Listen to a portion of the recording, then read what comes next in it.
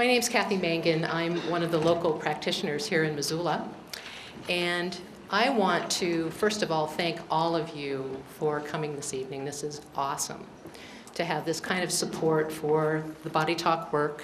And we really, really appreciate you taking time out of your schedule to be with us this evening. I want to mention, I'm going to have all the local practitioners here in Missoula and the surrounding areas from Whitefish start coming up to the front, because I'm going to be introducing all of them to you so that you can put a face to names, and so because we want to encourage you to ask these people questions about Body Talk, and they will make themselves available to you for a short time after the lecture this evening. Also, Dr. Veldheim will be available to sign some books after. His access books are for sale at the back table. So take advantage of that and have him scrawl his name on the inside of a book for you. Okay? Also, if the practitioners can start to come forward, that would be great. Come on, guys. Don't be shy. Come on up. I also want to mention that we have MCAT here this evening. And they will be recording both a DVD as well as an audio only. And we will have those available for you. If you are interested in receiving that, there are sign-up sheets on the back table that you may put your name down, and we will contact you as soon as we have copies of that available. Okay? So let me introduce the fabulous folks that are your Body Talk practitioners in Western Montana. Down on the end, I'm going to start down here, is Arlisa Houston from Whitefish. We have Jamie Noble from Whitefish.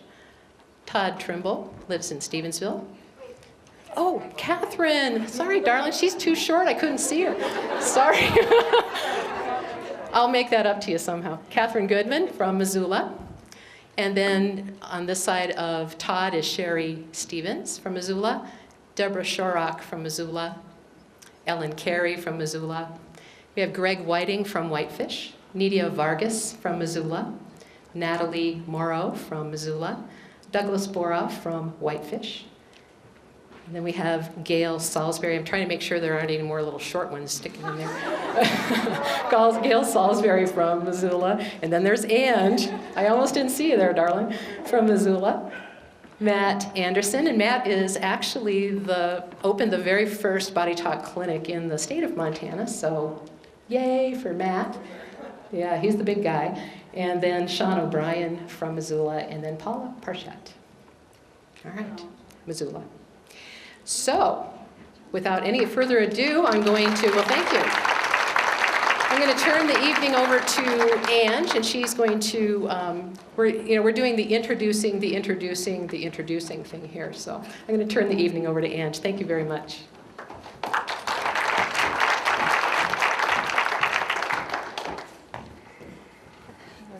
Hello.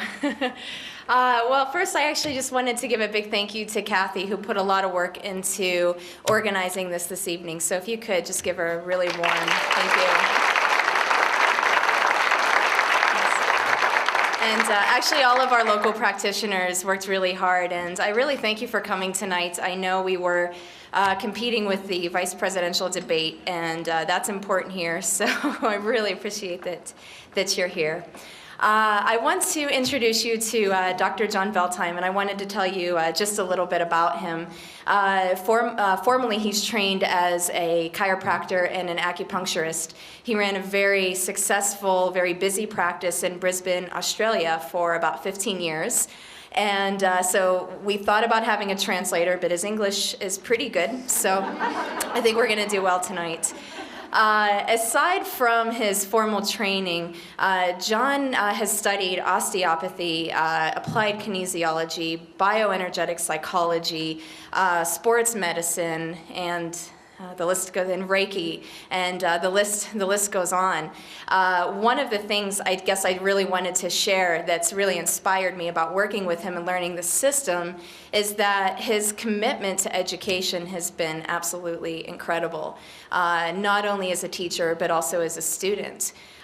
His ongoing dedication to really learning the most up-to-date findings in science and medicine and bringing that into already a very, very beautifully sophisticated and holistic system allows us as practitioners to keep up to date with what's going on and offer really effective work to our clients.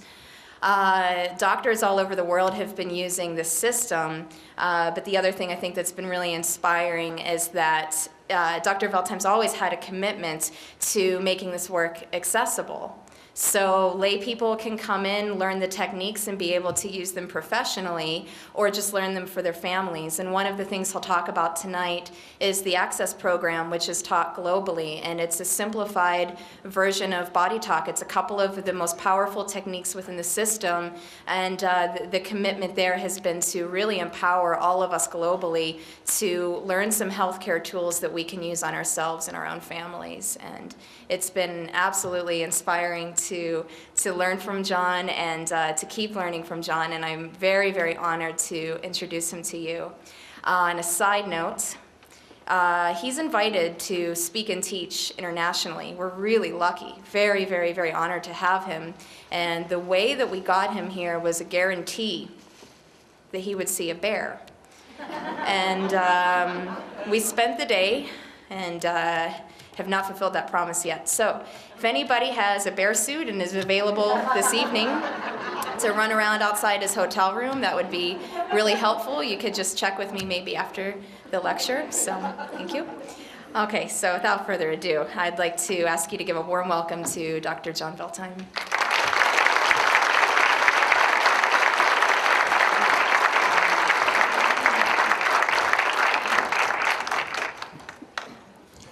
Thank you. Last month I was in South Africa, and in one day I saw elephants and lions and cheetahs and everything, and I came here and all I asked was a bear or a moose. They got desperate. They took me to the airport and showed me a stuffed bear. But I'm hoping, I've been told if I put food on the back porch of my hotel room near the river, that a bear may come and eat the food and wake me up. Yes, I'm sorry about the presidential debate. I'm taping it, actually, so I can watch it when I get home. We talk about BodyTalk being energy medicine, and that can lead to a bit of confusion because there can be a tendency to think of energy medicine as sort of a airy-fairy type of thing. And I'm about as opposite to what I call the Californian syndrome as you can get. I have always been a very conservative practitioner with very strong conservative grounding in my therapy. Throughout my life as a practitioner, I've worked hand in hand always with the medical profession and very closely with medical specialists in work I did. I researched in acupuncture and childbirth and worked in infertility and things like that. And I've always done a lot of work with medical doctors. And a lot of my study that has given me my background in energy medicine has mainly been in the world of physics and mathematics, because I don't believe you can understand energy medicine if you don't understand mathematics and physics, because they give you the laws of energy medicine. But the other thing that I have the interest in and that is involved in energy medicine is what we call the intuition factor, the ability to tap into our intuitive resources, that extra sense that we have, which I consider a science as well, and it's something that's very real. And it's something I've always looked at because, to me, I've always been able to utilize this ability as a very, very powerful tool in therapy. And I've always geared myself in doing this. I remember starting, my biggest love of my life as a young person was at 8 years of age, I started studying martial arts. And in conjunction with that, I started meditating. I did Zen meditation to start with, and after many years of that, I switched and did about 20 years of transcendental meditation and many other forms of meditation. And I worked a lot on mind development, mind control. By the time I was 10, I taught myself how to hypnotize. Had a lot of fun at school in my lunch hour, hypnotising kids. Post-hypnotic suggestions that when they went into class and the teacher said a certain word, they'd all had to have half the class jump up on the desk and start barking like dogs. I'd be sent to the headmaster's office, and while he was cracking up laughing, he was giving me the cuts, you know. And, to me, I was doing very important research. I remember when I was 12, I wanted to see how powerful the human mind was. And I got some boiling water on a stove, and I hypnotised this guy, and I told him that this water that was boiling was cold. And I grabbed his hand and I held his hand in the boiling water. And after about a minute I pulled it out, and his hand wasn't burnt at all, which I showed under hypnosis. You know, your hand didn't get burnt. And that taught me a great deal about the power of the mind over matter. I did get into a lot of trouble the next day, because the next day I got cold water out of the fridge, and I got another kid's finger, and I told him it was boiling water, and I grabbed it and put it in the cold water under hypnosis, and he had to go to hospital with the burns. So I burnt his finger seriously in cold water. Again, power of the mind, and these were great experiences for me. And after graduating chiropractic college and acupuncture and homeopathy and naturopathy and a few of those things, I did a lot of work and study in working in the mind, and I developed a program called Mindscape, which is based on the original silver mind control system of using what we call left brain ideas and bringing in the intuitive right brain, but using left brain and right brain together in order to be very, very powerful in tapping into the potential of the mind, either for studying and learning, to being able to, you know, the party trick where someone could give me 1,000 nouns, you know, 1,000 objects, and I could give it back to them in any order, starting anywhere. And I could teach people to do that in just a half an hour. Or in a weekend in Mindscape, we used to teach people how I could give you the name of somebody, anyone in the world, and their address and their date of birth, someone you'd never met. And you could do this thing when you went into your mind, brought them into what we call your workshop, which is your left brain structure, and run your hands over this sort of imaginary person in front of you, but you would accurately be able to tell me they had 3 gallstones and a stomach ulcer and a missing finger, and they were bald. You could describe their shape and what's going on in their body with absolute accuracy. That could be then verified by medical records, photographs, etc. And in my own practice, I actually had, in those days, back in the 70s, we didn't have MRIs and things like that, and people like neurosurgeons, when we had soft tissue brain tumours, the x-rays really wouldn't show them. So to operate, they had to do exploratory brain surgery. Some of you could probably remember those days. It was very dangerous stuff. And they didn't like having to just explore, because they were going basically by symptoms, because they didn't have MRIs to show. But actually they used to use me. They used to send the patients to me, and I'd use this technique, and I'd tell them exactly where the tumour was. And I was right 99% of the time. And they would do life-threatening and, you know, life-saving operations just based on what I told them intuitively. That's what they called me a medical intuitive, but the fact is I can teach it to anybody. In fact, the Mindscape program is part of our IBA programs, one of the courses you can learn. And if you just practice it, anybody can master it just within a couple of months. And it was this type of work that I did that I was able to utilize in developing other systems. And I developed different variations on acupuncture and systems of acupuncture and chiropractic and certain fields of naturopathy and so on. But my goal was always to respect the body and to realize that no matter how good you got a diagnosis, you were lousy at diagnosis. You know, I did every system of diagnosis. I did conventional medical diagnosis, osteopathic, chiropractic diagnosis, naturopathic, homeopathic. I did hair analysis, iris diagnosis, aura diagnosis, you name it, live blood cell analysis. I actually practiced as a diagnostician for quite a period of time. Yet I knew that my average diagnosis was mostly incorrect. When I say that, I could give people labels, that's not a problem.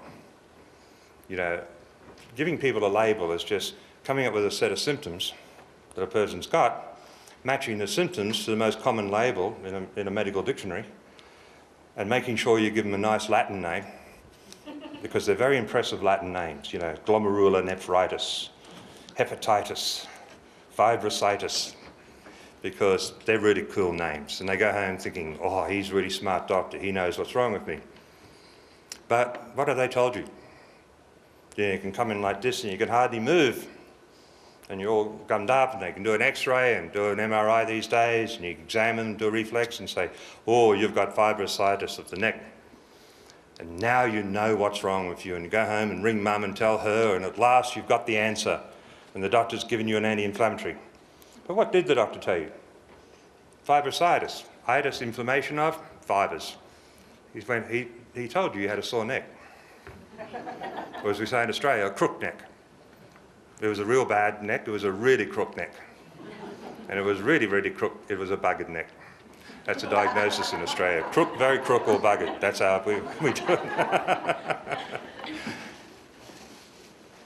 But in fact, it's not telling you why you got that bad neck or what was really the cause of it. And the reality is that even for a stiff, sore neck, I could take a week with you to give you all the causes for it, because I've seen stiff necks like that caused by spinal problems, by dietary problems, by allergies, by feet problems, by the neighbour's dog, by stress, by tension, by emotional disorders, by belief systems, by toxins, by viruses, and oftentimes it's just your wife. That's the pain in the neck. Or your husband. I better keep it both ways. And this is the same with all diseases. You see, the fact is, most diseases are very complex. And they usually have a bit of everything. There's usually some form of underlying microbe that's affecting things. There's usually an emotional factor, dietary factors, environmental factors. There's a history. There's what we call active memories, and so on. And the reality is, no doctor's going to know all this. We can't tell it all. I don't care how much you study. But someone does know, and that is your innate wisdom. The innate wisdom that has kept you going all this time, that knows how to, when you cut yourself, how to repair it, that keeps you standing upright. Do you know, it's a miracle. In order for you to just twist your hand like that requires more computing power than the biggest computer known, built by man. Your brain is so intelligent. And it's the same innate wisdom that took you from two little cells that got together in the middle of the night somehow. We can't talk about that, we're in Manitoba. You know. No, where are we now? See, I was in Manitoba last week. Montana, they're very similar, aren't they? I kept telling my wife I was going to Missoula in Montana. She says, don't say that, don't say that. And, but to go from there, you know, when I learned embryology, I learned that those cells divided, and these ones kept going and they become the nervous system, and these ones became the kidneys, and these ones became that. And we all learned what happened. But you know, not once in the textbooks do we get told how it happened or why it happened. We're allowed to ask what, but not how or why. You know, and I did ask. And you said, don't ask such stupid questions. Yeah, nobody knows that. We just know what happened. But the fact is, that's a very important question. How do they know what to do? Where did it go? And the fact is that nowadays they're starting to answer that question, that there is, in fact, what we call an energy blueprint that they're now able to photograph, that around the blastosphere there is the energy field of a fetus formed. They started by photographing tadpoles, and around the tadpole they're getting the energy field of a fully grown frog that looks like the nervous system. And what's more, if they bombard that with electrons and damage the energy field layer of the legs, when the tadpole grows into a frog, it grows up into a frog with crippled legs. Right? So there is a blueprint there. And there is a wisdom, an innate wisdom, that makes it all happen. There is an intelligence, as it were. And that innate wisdom stays with us all along. And that innate wisdom tries to communicate with us. When we eat something that's wrong for us, we get nausea. It's telling us, don't keep eating that. If you go in here and you eat a berry and you feel sick, do you keep eating it? Well, sometimes if you're stupid enough, you will. But if you listen to your innate wisdom, you'll say, no, I think it's telling me not to keep eating that. If you're hitting your thumb with a hammer, it'll give you pain. Are you going to keep hitting it? No, because your innate wisdom is going to give you more pain to try and stop you. So through pain, nausea, and all the other symptoms we get, innate wisdom is talking to us.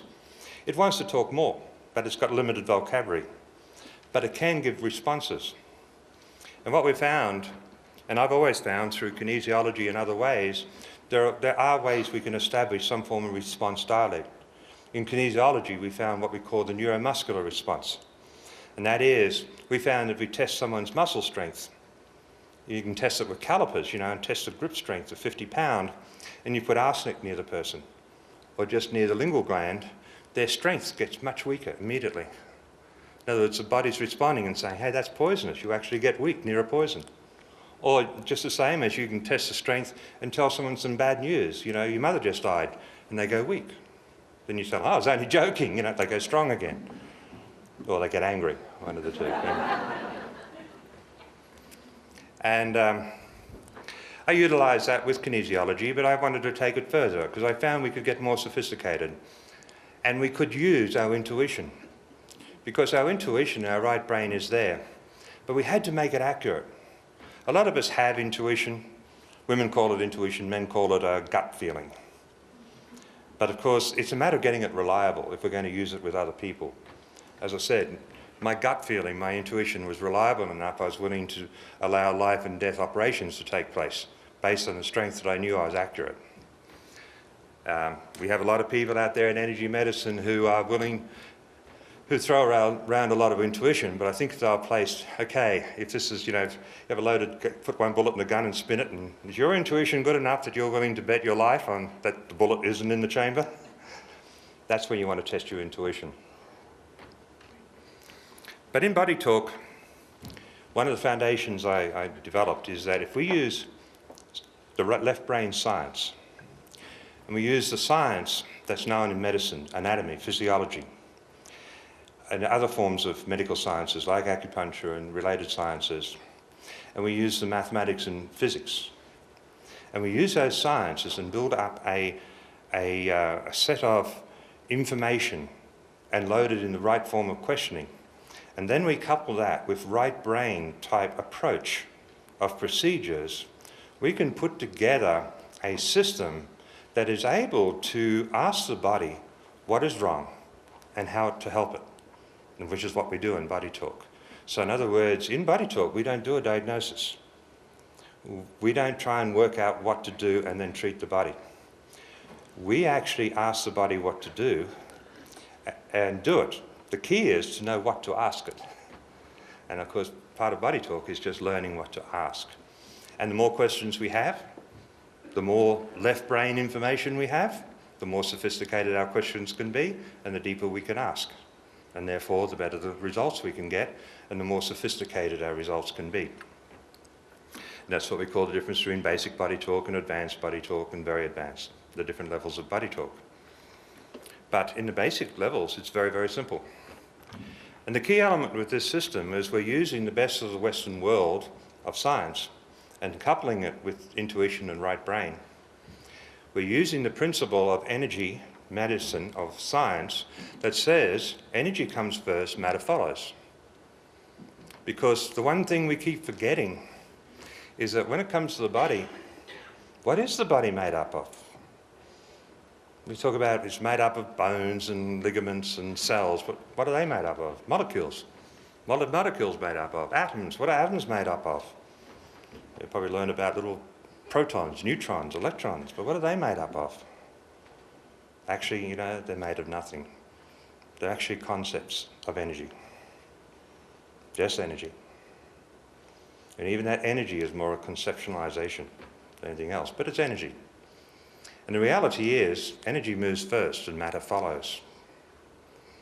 And a good illustration of that, when we talk about blueprints, that's very similar to how BodyTalk works, is that we talk about a blueprint of the body.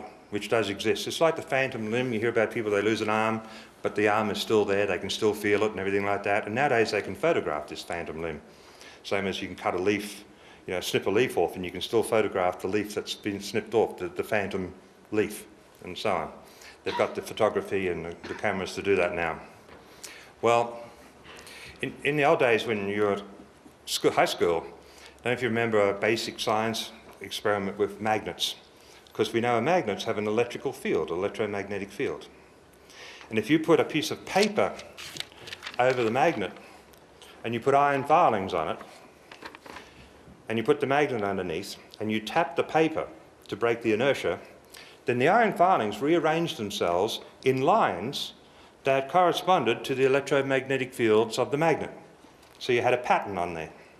And if you move the magnet and you tap the paper, then they moved in their position.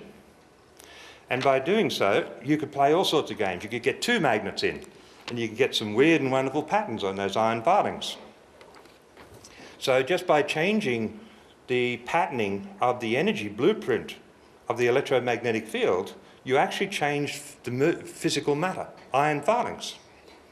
Well, the blueprint of the body is an electromagnetic field.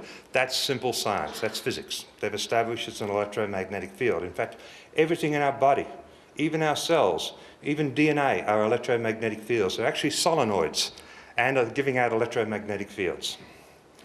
And at the energy level, we can influence those electromagnetic fields. Energy can influence energy very easily. Interference patterns and things like that. That's how television works, radio, all the different phenomena of life. And simply by bringing about a shift in the electromagnetic fields and tapping, have you ever seen BodyTalkers tap? Well, when we tap, we send what they call a standing wave, which is like tapping the paper straight through the body, which shakes up the body. You've got the shift, so what happens is the atoms realign themselves. That changes the molecules, which changes the structure of the cells. When you change the structure of a cell, you change its function. That is straight biochemistry. Because chemical reactions occur because it's two structures interlocking with one another. If they're not occurring because the structures aren't right, in other words, an enzyme isn't forming because that doesn't fit, and you change that structure, then you'll get that enzyme reaction. So now you'll metabolize your glucose when you couldn't before. And other things will occur because all chemical reactions are actually physical interlocking of structures. So if you change structure, you change the body chemistry of the body. You change its total function, how everything works. Even the flow of nerves and things like that. So hence, by us being able to influence energy, by setting up the right patterns of energy, asking the right questions, doing the tapping processes we do, we're able to bring about change. The key element to this is great in theory. The best thing about it is it works in practice. And I'm glad to say that when I developed it in '95, I didn't expect it to go where it went. It originally, I was developing it as a system of getting the body, the immune system, to react to chronic viruses. Because, I had a chronic virus. I had a chronic Epstein-Barr virus that nothing was fixing. And I was looking for a result there. And I realized that the immune system often is so busy with so many other problems, it often ignored chronic viruses, and they'd stay in the system for too long and create chronic weakness. You have that chronic fatigue syndrome, often called fibromyalgia. And what I found is that if I did some simple little things like, in those days I used blood, took blood, put it in a high energy center in the belly button, which is a major energy vortex that basically tricked the brain into thinking that the virus in that blood that I put there was a major invasion occurring in the body. It made us think it was an acute situation again. And I tapped out the brain. The immune system launched an attack against the Epstein-Barr virus that was chronic in my system. My temperature went up, and I healed myself of the Epstein-Barr. Right? tried it out, other people, worked very, very well. Then we found it worked on acute viruses and so on. And it sort of developed from there. I originally got the idea from a New Zealand osteopath who was doing this type of work with this model. But it just kept growing from there. That was back in '93, and by '95 I'd put together a whole series of treatments into a module and started teaching it. And now we have BodyTalk in, it's been practiced in 48 countries. It's been taught in 13 languages. And we've got close to 200 instructors teaching all over the world. So it's grown pretty well. And it's growing exponentially. It's growing very, very rapidly at the moment. And continuing to grow. So it's very exciting for us. And what's happening, of course, is by continuing to expand the science of it and by us being able to increase the questions we ask and make them more sophisticated, because you've got to always ask questions that can only be answered sort of in a yes and no when you're asking the body, because we get this yes-no answer that we developed with the body. We're able to develop it into many different modalities. So there's BodyTalk now for neurologists, for gynecologists, for orthopedic surgeons, physical therapists, occupational therapists, psychologists, nurses, chiropractors, acupuncturists, and so on. We have people of all walks of life using it in all branches of medicine, using it within their specialties. And it's continuing to grow. Plus we have it, turns out, it even works better on animals than it does on humans. And, well, animals are less neurotic than humans in general. The toughest cases to treat in animals, of course, are domestic animals. Because unfortunately, you know, that poodle, that neurotic poodle you see walking down the street with that dizzy-haired lady, you know, and it's all dressed in a jumpsuit and everything like that. And I mean, I'm talking about the poodle, you know, and the woman's dressed, everything. It's completely out of its brain. Any vet will tell you that the way to fix the poodle is to give the woman, you know, Valium milkshakes every day. Because in general, if you show me a dog, I'll be able to tell you a great deal about its owner. And whereas wild animals and things like that, they're really easy to treat. They respond so well. And we have practitioners working in Africa and all over the place, treating wild animals, etc. And it's an exciting work. And Traeger, who was just up here and introduced me, I've got some photos of her with a cheetah that she treated, and this cheetah's rubbing his cheek up against hers, thanking her, you know, and just unbelievable. And elephants and all the different animals she's treated. And it's just unbelievable work. I've done work over there and other places as well. It's very rewarding work. In fact, where are you, Ange? Stand up, Ange. We have a very big event occurring within the next week, because Animal Talk has been growing very rapidly thanks to Ange, who has been our main teacher. We have a couple of teachers, but our key factor is we want to train more teachers in both animal access and main Animal Talk. And it requires a lot of skills because there are so many different types of animals and everything, and it was getting the right person to be in charge of all that. And the key is that we needed a senior instructor in Animal Talk that would control things worldwide. We have a German teacher, etc. And then within the next week, when all of the documentation is finished, we are going to appoint the very first senior instructor in Animal Talk. And that is actually your own Ange Traeger. So let's congratulate her.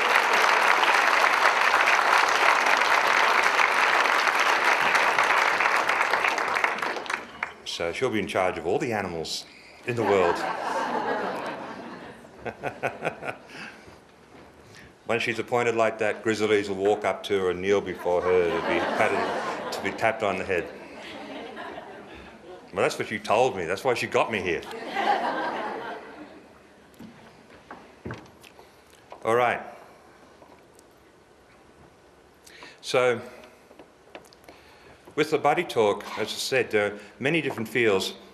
The key element in BodyTalk, when we're talking about using the body, I want to point out something that people don't understand. BodyTalk is not so much about, it's not another healthcare system or another alternative healthcare system.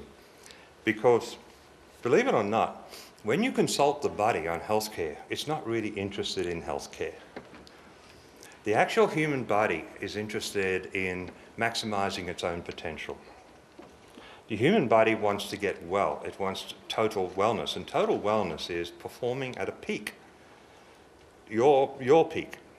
Not the peak of an Arnold Schwarzenegger or an Olympian or something, but your maximum potential within your scope, emotionally, physically, intellectually, and so on.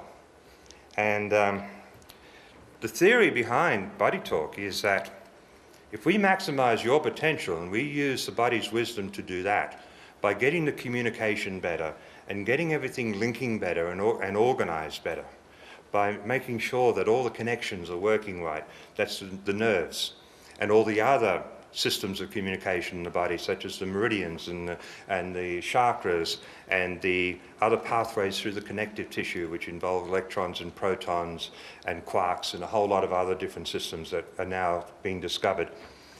And we get all those functioning better.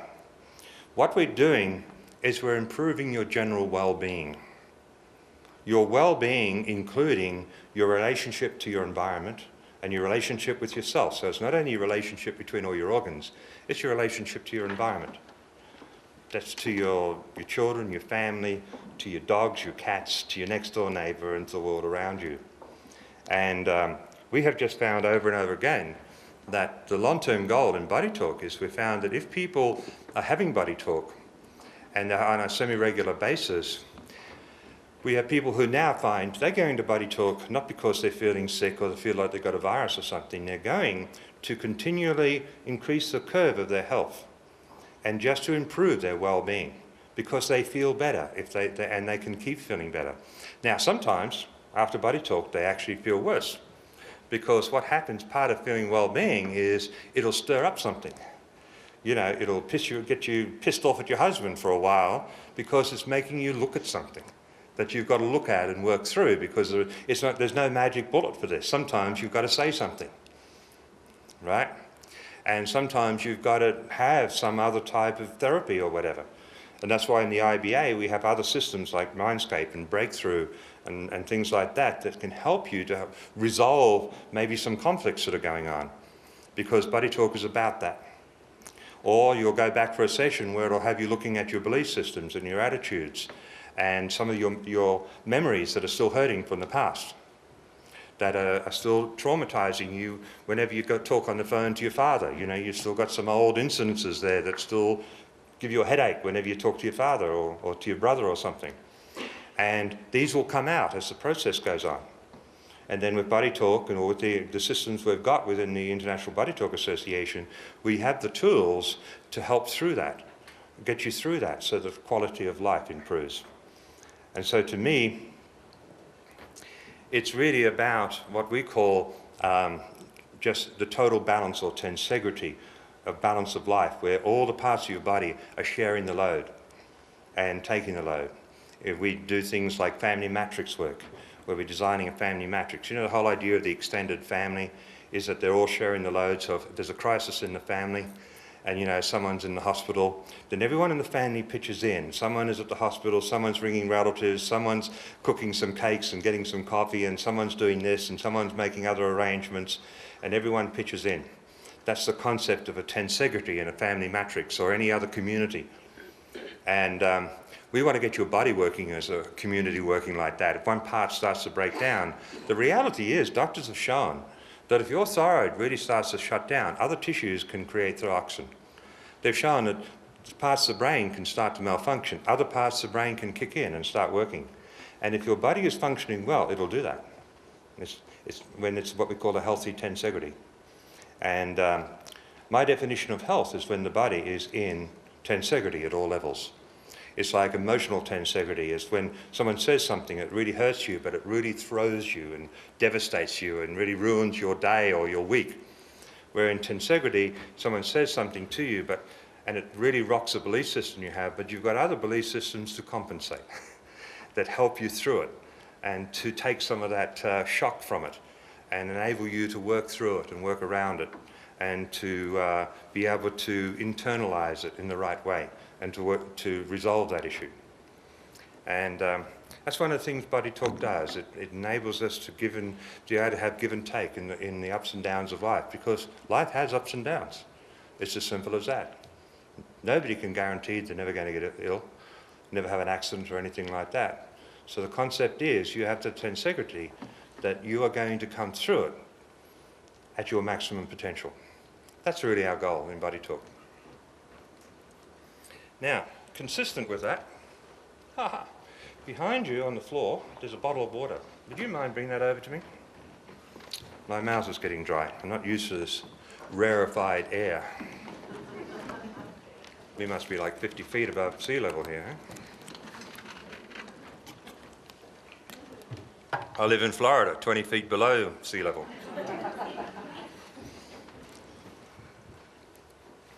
Now, I want to move on to another little area of BodyTalk, and that area of BodyTalk is involved in what we call the modules, whereby you can learn series of units of BodyTalk usually in weekend modules, and you can learn from the modules 1 and 2, which is actually 4 days, like 2 weekends, usually done together, and then other modules that are designed for you to be able to practice BodyTalk professionally. You can do it as a layperson, but it's particularly good for professionals who already are in practice, or massage therapists, anywhere up to specialists in any different field. And you can use the BodyTalk standing alone or in conjunction with the work you already do, because it dovetails in very well. And I remember a classic story. We're just talking about. I was up in Winnipeg last week, and one of the ladies came in to my class and said, "Look," and she showed me this big tummy on her and said, "You did that? You made me pregnant." And I said, "Wow, I wish I could remember." I sort of knew what it meant. I vaguely remember I treated her last year. She had been trying for 3 years, in vitro, everything, to get pregnant, and the doctors had sort of given up. And I gave her a treatment when I was there last year, about a year ago, and now she's 7.5 months pregnant. And we get a lot of very good results with BodyTalk. I have gynecologists who are getting incredible results. But one of the great areas is especially in midwifery. And one of the gynecologists in Rochester, New York, has taught his midwives how to do very simple BodyTalk during deliveries. And this midwife had been with him had worked for 26 years as a midwife. She said in the previous 5 years in Rochester, New York, her average delivery was taking about 6 to 8 hours in Rochester, New York, on average. But in the years since she got BodyTalk and has been using BodyTalk, no delivery has taken more than 90 minutes. Which apparently women think that's pretty good. I don't see what the fuss is about. Having a baby's having a baby, you know. And although I delivered plenty of babies before, years ago with acupuncture, I had never done a BodyTalk delivery. And a couple of years ago, I went home to Australia, and my second daughter was pregnant, very pregnant, and about to have a baby, her first baby. And she said, "Oh, it's great you're home, Dad, because now you can be at the childbirth." And I said, "Fine." And Esther, my wife, can be there, and my first wife, her mother, can be there, so we can have happy families there. My ex-wife, my current wife, me, and the daughter. The husband wouldn't be there because he's a great big burly 6'5" guy who we knew would faint immediately, and I didn't want to have to catch him. And but I knew the gynecologist, and she said, "Well, it's going to be a long time because it's a big baby." It ended up 10 pounds 6 ounces, which is a big baby. And she's a fairly big girl. And she said, "I reckon about 8 hours, based on my experience." I said, "Well, that's not good," because the day she went into labour was I so rarely get home to Australia. I only get home once a year. And on that day, there was a really good rugby football match that I really wanted to see live, because I was sick of watching this American where they put all these padding on, like cotton wool, and they're afraid to get hurt, And there's no blood or anything, And I thought, oh God, how inconsiderate of my daughter. So I went there and I said, okay, 8 hours, we'll see. So BodyTalk came out, we tapped her out. Baby was born 42 minutes later, which she was happy about as well. I was very happy. I got to see the match. And the baby was born 42 minutes later. So that was pretty cool. 10-pound, 5-ounce baby. So, and the techniques, by the way, to do that are so simple. You can teach a midwife to do it in about 15 minutes. Right? That's all it takes. Now, we have another program, because over the years that BodyTalk's been going, I kept being reminded that it is getting complex, and although there's simple aspects of BodyTalk, some of the advanced work is very advanced. And now we're into genetics and epigenetics and treating genetic disorders and things like that, and it's very exciting work, but there's still this problem that we're facing in our society at the moment throughout the world, and that is basic health care for the average person is way too inaccessible, way too expensive, and not very effective. Because medicine has grown to a thing where it's good at saving you in emergencies, but you can't just go to a doctor and say, I just don't feel right, type of thing. And when little things come up, it can be very expensive just to fix the simplest little things. And I get reminded of this a great deal in my travels. And, you know, fair enough, you expect it when you're in the outback blocks of Africa and driving through hometowns and things like that, and you see the shanties and you see the terrible state they're living in, and the villages. And I've been to India and seen the same thing, and all through South America. You know, I've probably travelled, I think I've travelled to 63 countries in the last 8 years, you know, with the BodyTalk. And, but I remember it drove home to me strongest just here in Chicago, in the southern suburbs of Chicago, where we started this a little program to treat learning disorders in African American children in one of the schools there. It was a school actually funded by Oprah Winfrey, and it was through a summer school. And what we did is we went and trained some volunteers who we trained in these basic techniques and got them to treat these kids every day, and to see what changes were occurring, assessed by the teachers. And for a start, we saw extraordinary changes just in doing this over a summer period. We had kids who could not read. They were 14 years of age and couldn't read, and to them, all they were waiting until they got to 16, they could leave school and join a gang, and that was their life. And now I get told, you know, nearly 2 years after, that these kids are now aspiring to go to university and are reading really well and want to make something of their lives, because the BodyTalk just turned them around, totally turned it around. And but in the meantime, I talked to this young woman. Her husband had been killed, actually by a gang, but he wasn't a member of a gang. But she had 2 young children. And her situation was she worked for a company that employed her almost full-time, but not full-time, so they didn't have to pay her any benefits or holidays. And it means that she took a day off, she didn't get paid. Got paid by the hour. And if little Timmy, her son, got sick, say came down with a fever, she had to decide whether to take him to a clinic. And it was a big deal for her, because to take him to a clinic, she had to take a day off. And that meant they had to go without food, literally, for 2 days, because of the rent and things like that, the family. And sometimes they could go to the soup kitchen, as it were, and get some soup and bread and things like that. Because when she went to the clinic, the minimum wait was 8 hours. It was usually 12 hours. And when they finally got to see someone, it was always a nurse. And the nurse routinely, it was a procedure, gave her Timmy 3 aspirin. And then was told, take the 3 aspirin. If he's still got a fever in 3 days, bring him back, and he can then see a doctor. But he couldn't see a doctor until he had done that routine.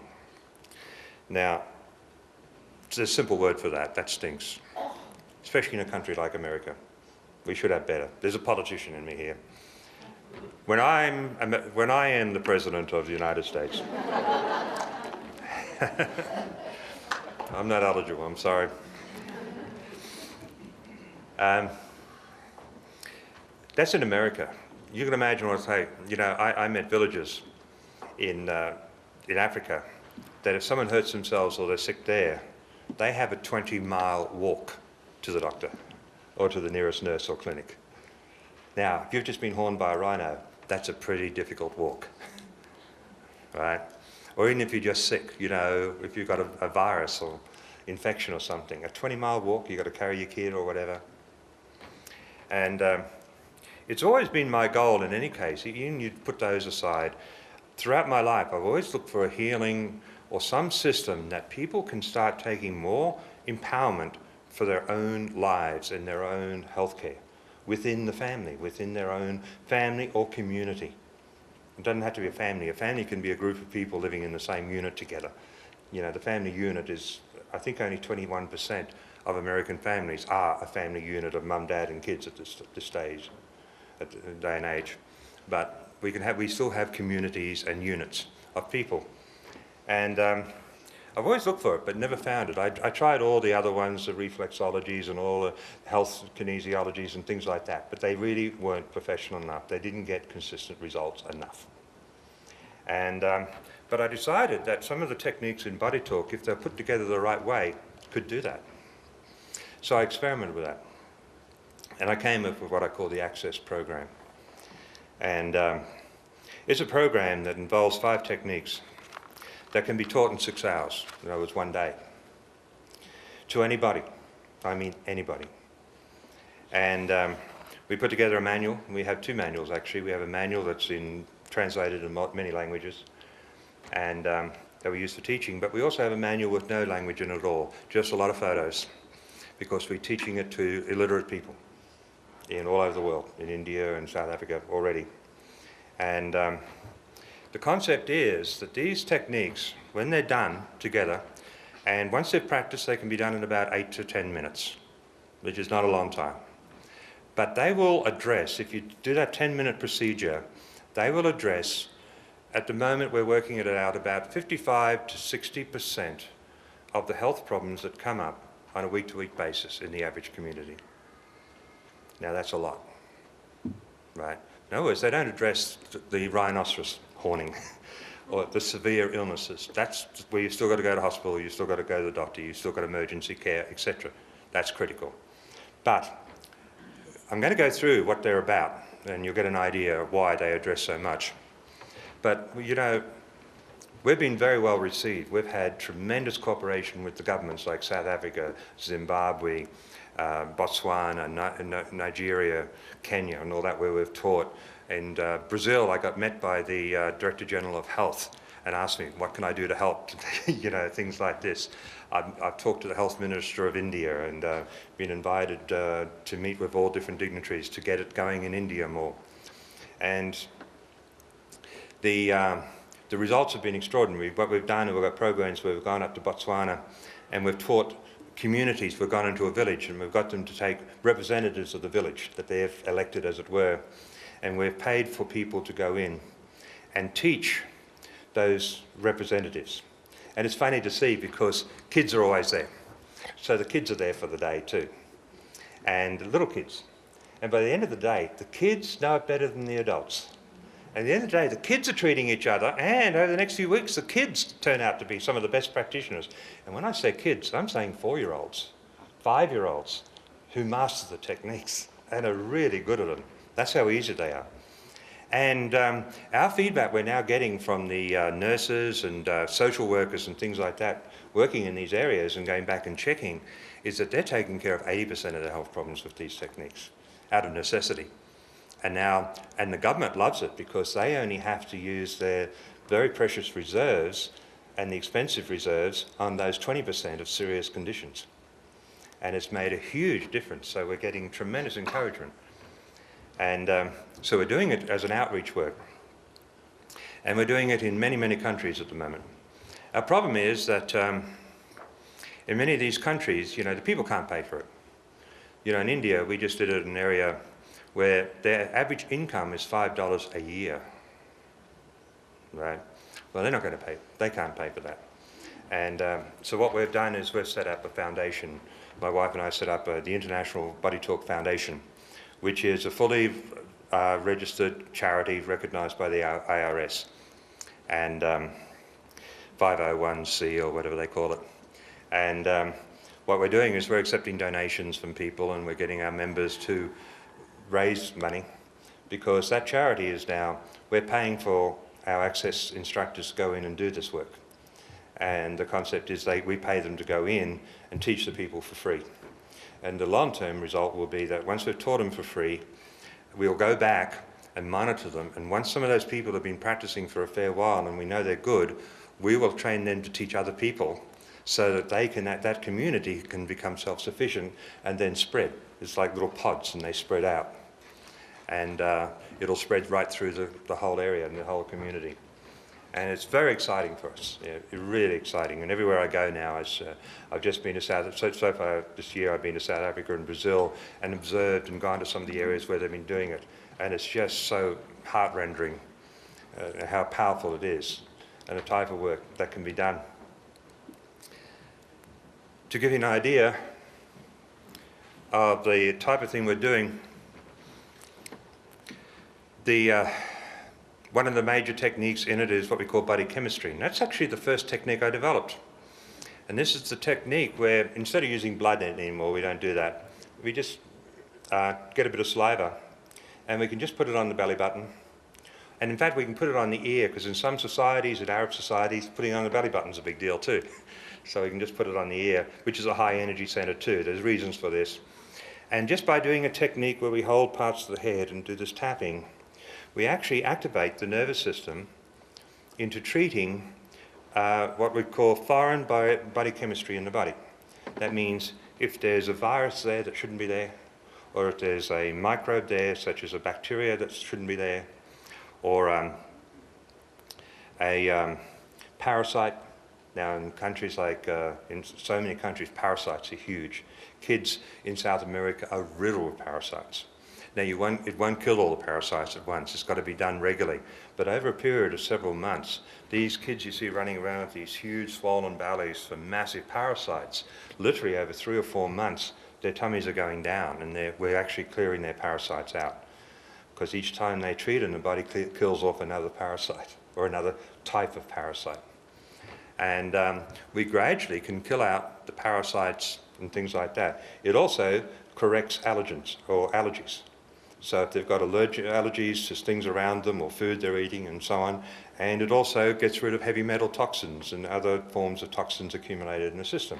Well, this is huge, because so many of these people have been poisoned by so many different chemicals and things like that, and have so many bugs in their system because their immune system is so badly compromised through malnutrition and so on.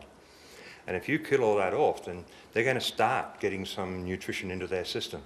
Because when they're riddled with parasites, no matter how good your food you give them, and you're not going to make a difference, because the food they go in just goes straight through them. We send all this food over to them, but their body can't digest it while they're so sick. Right? And another big problem is they're dehydrated. Now, even if you give them water, they can't utilize it. What's happened is you can give them tons of water, but the water isn't getting through the cell membrane, and it isn't transporting nutrition there, and the actual cell membrane is dehydrated. The mechanism of water getting through the cell membrane has been compromised in these people.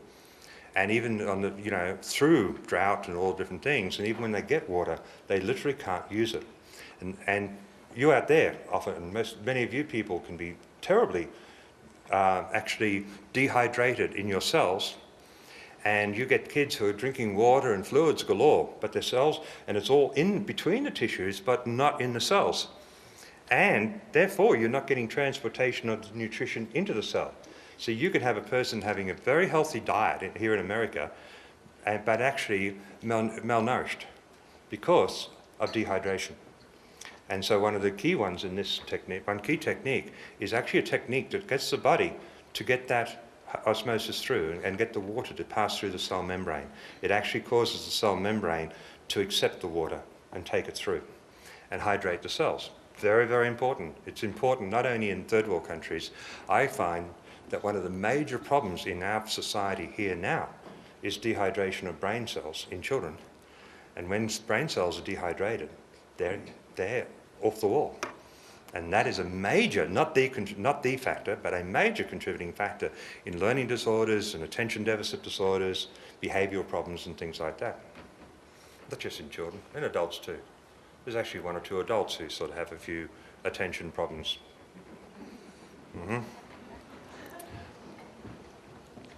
And anger management problems and so on. Now, another one of the techniques is a system where we can balance the mechanics of the body, what we call reciprocals, where we just teach them how to pair things like the elbow to the opposite knee and the wrist to the opposite ankle. And it's a mechanism that actually gets the body to coordinate what we call the postural balance of the body.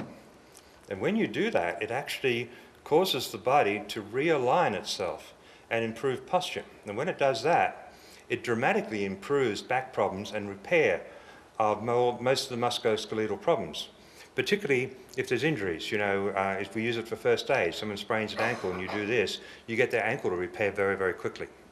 So we actually have a first aid technique that's quite simple that will actually speed up the healing. So if little Johnny jams his thumb in a car door, then very, very quickly use this technique, and by the next day you don't have any evidence of that jamming of the thumb in the car door.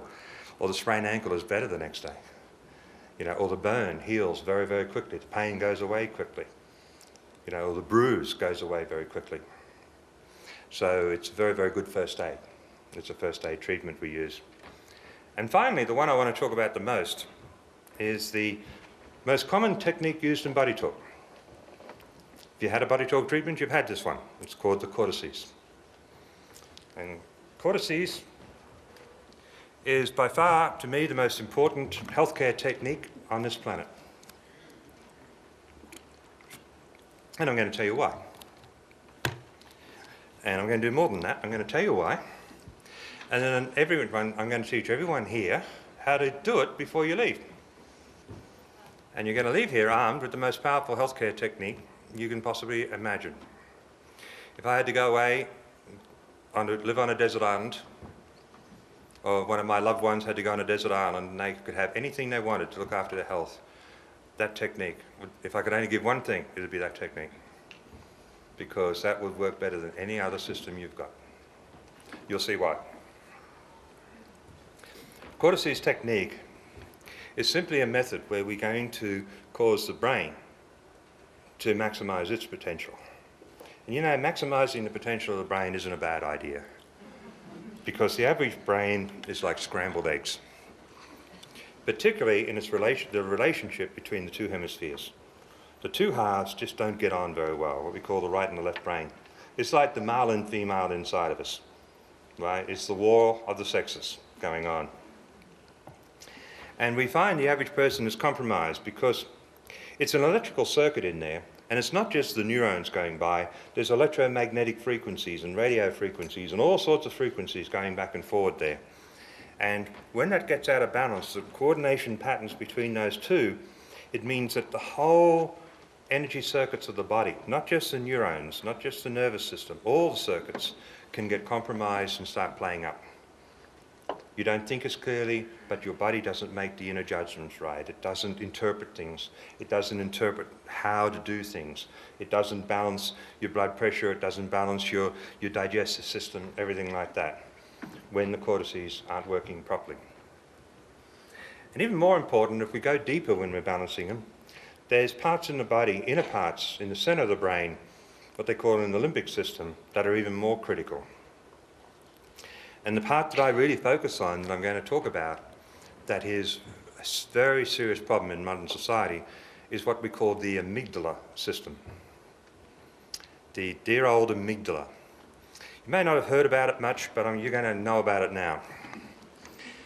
The amygdala is part of a system that involves what we call the thalamus and the hypothalamus and the prefrontal cortex, the hippocampus, and the nucleus accumbens, and you can forget about all those. Just remember amygdala. Right? You might pronounce it slightly different here in America, but you know, BodyTalk's Australian, so if you learn BodyTalk, you've got to learn Australian. The amygdala is about the size of an almond, but there are two of them, one on each side. And yet, they have incredible control over your brain, because they're in charge of your fight-flight mechanism. They're basically in charge of keeping you alive. Their job is gone way back, thousands of years, in keeping you alive. And for most of our lifetime, just going back thousands of years, right, their job was to keep a memory of what's dangerous and what isn't dangerous, what we should run from, what we can stand up to, and so on. So if we're walking out, say a few hundred years ago, we're walking out in the forest here, and we come across a little snake, we can say it's pretty dangerous, but I don't really have to run from that, I can grab a stick and kill it. But we get a sign, danger, danger, danger. The amygdala immediately says danger, it revs up the body. It sends signals to your adrenals to pump more adrenaline. It pumps more adrenaline in the brain, signals for that. And it makes an assessment, right? You know, do I fight or do I run? Now, if you're a bit wimpy, you'd probably run from a snake, but if you're a Matt Anderson or something like that, you just pick up the snake, snap its head, throw it to the side and keep going. Right? So fight's the appropriate one. But say it's a grizzly bear jumps out in front of you, beats his chest and says, "Me hungry," or whatever. Do you fight or do you run? Well, I'd say everyone in this room except Matt would run. And the key element is you've got the adrenals pumping and you run. Right?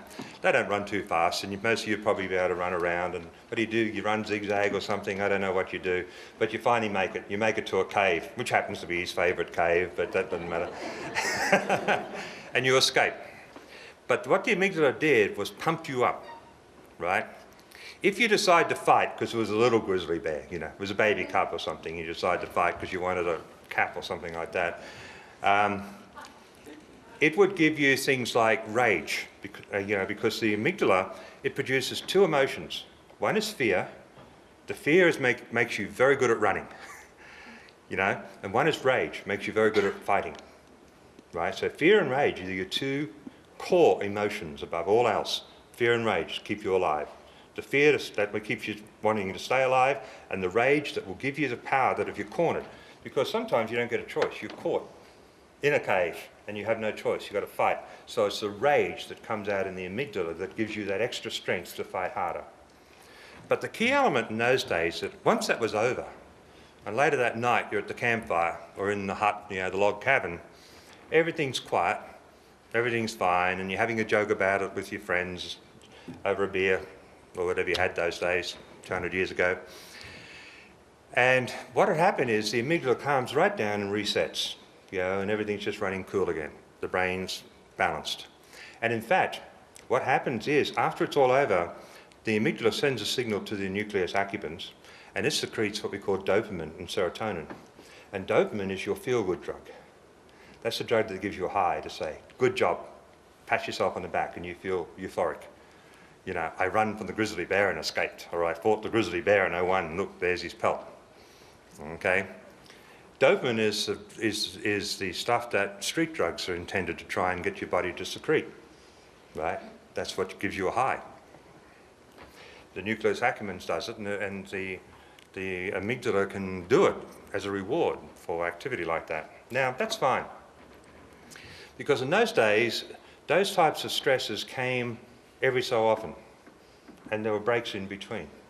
It wasn't like your Harrison Ford and Indiana Jones when there was a new stress at every corner, right? But you know, it's not like that now. Now, I might be talking to the wrong people here because you probably don't have any stresses here in Missoula, Montana. I look down here, the pace is sort of just slightly above sleep. But just imagine if you were in a city.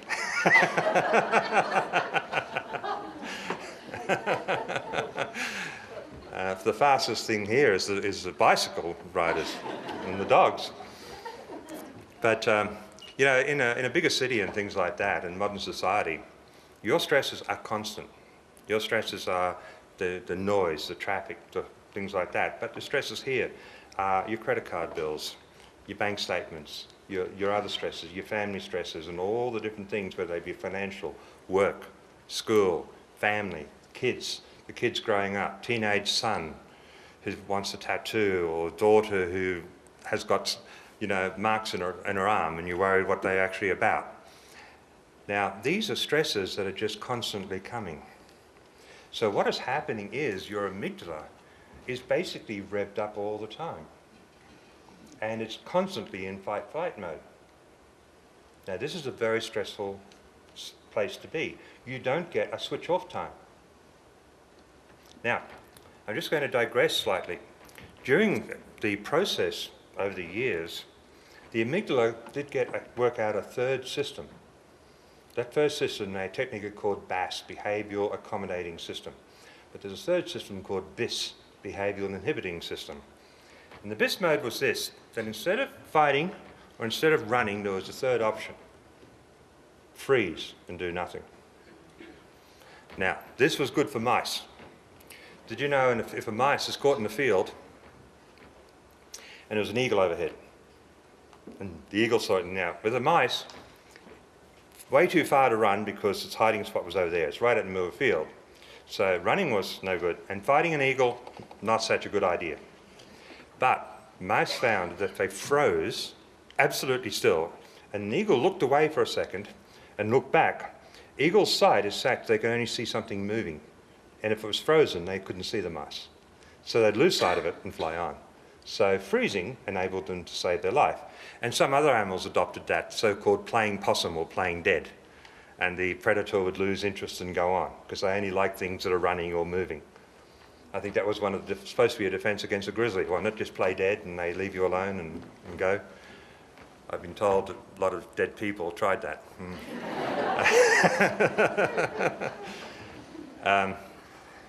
All right, now in our society, very often our stresses, we can't fight them.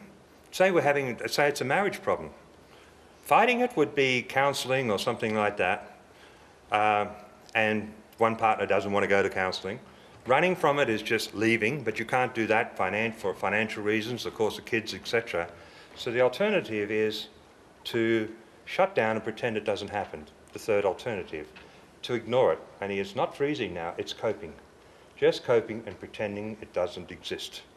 Pretending the bills don't exist by throwing them in the rubbish bin. Pretending other things, or by taking out another credit card to pay out those credit cards. In other words, going into a coping mode. Now, you're not solving the problem by tackling it. You can't run away from the problem, so therefore you are in a coping mode, inhibiting mode. And in the meantime, your adrenals are in total revved up mode. They're both, because of that middle, they're actually doing both. They're running and fighting within your body. Because when you're inhibiting, they're still at 5 speed, and they're like a car. You ever seen these people driving a car where they've got their foot flat on the accelerator and on the brake at the same time? Both feet there, and when if they want to speed up, they ease off the brake. If they want to slow down, they ease off the accelerator a bit. And they wonder why their car wears out so easily. And, but that's you. Because internally, you're running at this very, very high pace. You've got the feet on both pedals all the time because you're in inhibiting mode. Now, that inhibiting mode has been assessed by physiologists as an internal stress that is so great that just a couple of hours of inhibiting mode, of just sort of being with somebody where you're coping with not saying anything, you know, and putting up with a situation, right? Turning and ignoring a situation rather than trying to resolve it. The stress of that is far greater than the stress you'd experience of a serious car accident, right? Or the loss of a job. It's the number one stress you can experience. And you're living it day after day after day, the average person in our society. In some areas of the world, when you've got traffic stress and other things that you don't have here, but you still have credit card stresses and mortgage stresses and domestic stresses and things like that. And that internal stress is, by far and away, the number one killer of people on this planet. By far, especially in Western world. Because even if you've got a weakness in the heart for other reasons, it is stress that will multiply that factor by at least 6 times. So a bit of a heart problem is going to be 6 times worse because of that stress. So you'll die of it. Mild blood pressure becomes high blood pressure, right? A mild, low-grade tendency to cancer will become aggressive cancer because of that stress. Mild irritable bowel syndrome will become severe diverticulitis and ulcerative bowel syndrome or bowel cancer because of that stress. And mild arthritis in the joints will become serious arthritis in the joints because of that stress, because stress makes anything much, much worse.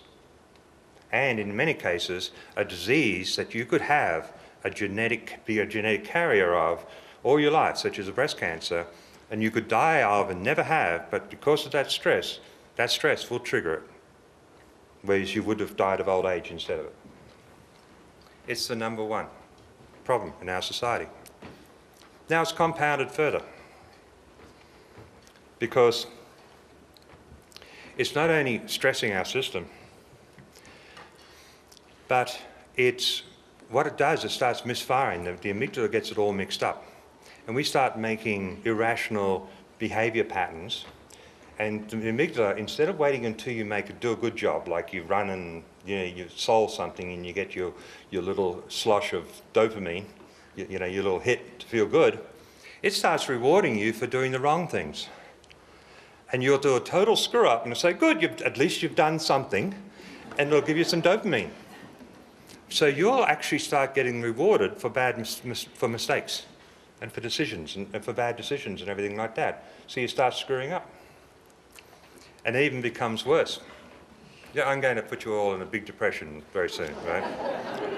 It's even worse because you have a system called the thalamus. And the thalamus is the central processor of the body. All information, all the senses, all the information goes to the thalamus. It has 16 parts that compute all these things, sends it out to all the cortices and all the 189 other parts of the brain to compute, but all still comes back to the thalamus. Will I, won't I, making, should I do that, logic, lateral logic, doubt, all the different things. But nowhere in the thalamus is there an area. There's an area for logic, an area for lateral logic, an area for looking at the past, an area for looking at the future, an area for all the different things, but no decision making. All the thalamus ends up doing is coming to a conclusion. It comes to, I think, is probably the best line that I should take, right? It's a pretty cool thing. But you know what's got to happen? It's got to give it to the decision maker of the brain. Now, any decision you make is potentially life-threatening. And, of course, who's in charge of keeping you alive? The amygdala. So guess who makes the decisions? Your amygdala. So the thalamus, after doing all that work, actually has to send it to the amygdala to make the final decision. It sends it to the most screwed up, schizophrenic, paranoid, totally stressed out part of your body to make the decisions. Is it little wonder that sometimes your decision making has something to be questioned about? And this is what's happening. And the amygdala is making decisions usually based on childhood experiences, its fear response. That's why, in Esther's book, if you read Esther's books on psychology, she writes on the early foundation work of BodyTalk. She talks about the President of the United States is actually is coming from the position of a 4-year-old child, because when you're under stress, you make all your decisions based on the belief systems you form before the age of 4. So don't worry about whether Governor Palin is not quite as bright as Biden or something, because both of them under stress are still going to go back to being 4-year-olds when they make their decision. And she might have been a bright 4-year-old. All right, now, let's look at another problem in all this. And that is, remember I said the amygdala produces fear. And when it's stressed, it produces fear. So we live in this fear, but we learn to suppress it. But the fear is still there.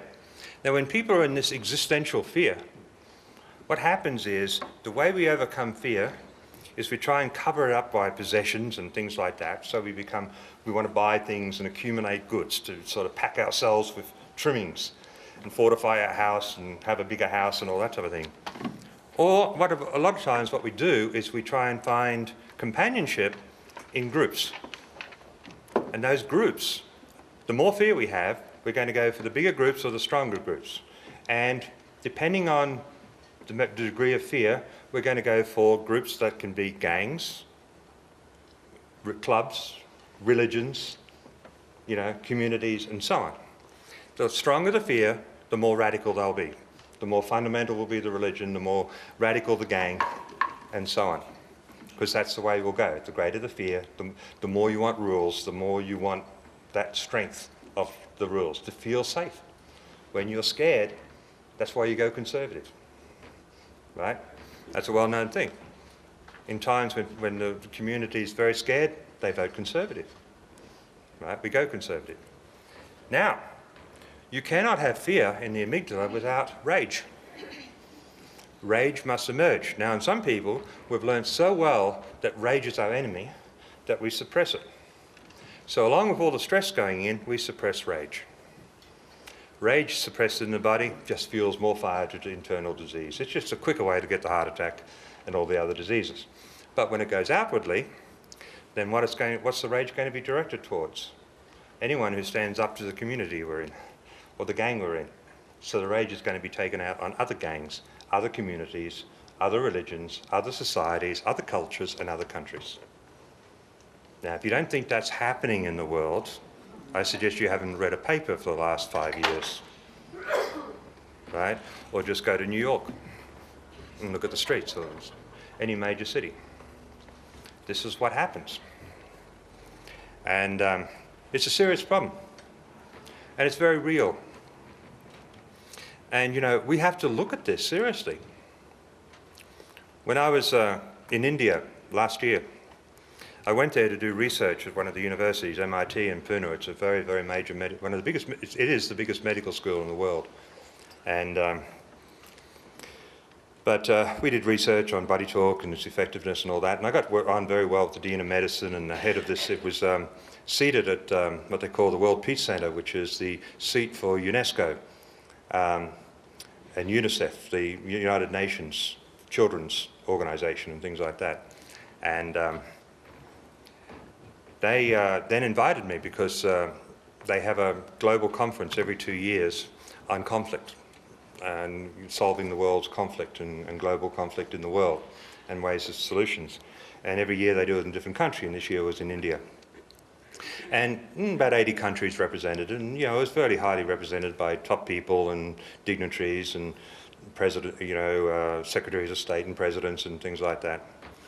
And they had speakers, and they had 5 main speakers and then about 40 minor speakers. Minor speakers spoke for about 8 minutes and main speakers for about 40 minutes. And anyway, this guy who was the organizer for the Indian organizer asked me if I'd be a speaker. And I thought, what, you want me to speak on BodyTalk, on global conflict? And I thought, okay, I'll do it. And they said I'd probably be out the second day. And I went along the first day, big crowd, casually dressed, and just an open neck shirt, very casual, mingling in the back just to get a feel for it.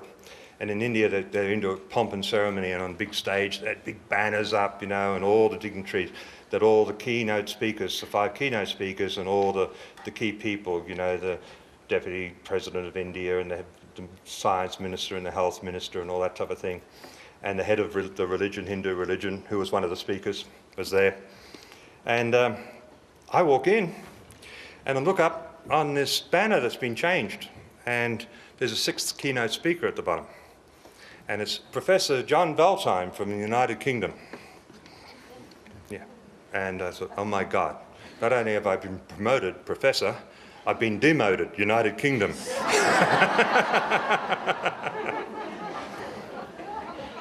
Apparently the professorship at the university, the head of the university had done this ceremony for me about a week earlier as a result of the research, and he had put all these robes on me and hit me on the head and done a few things, and apparently I had been given some honorary title or whatever.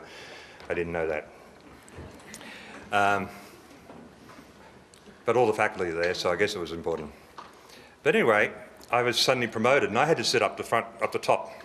And of course they're dressed to the nines, and I'm dressed in a casual shirt. And I'm sitting next to the former president of India, who was Gandhi's best friend, and he's 98.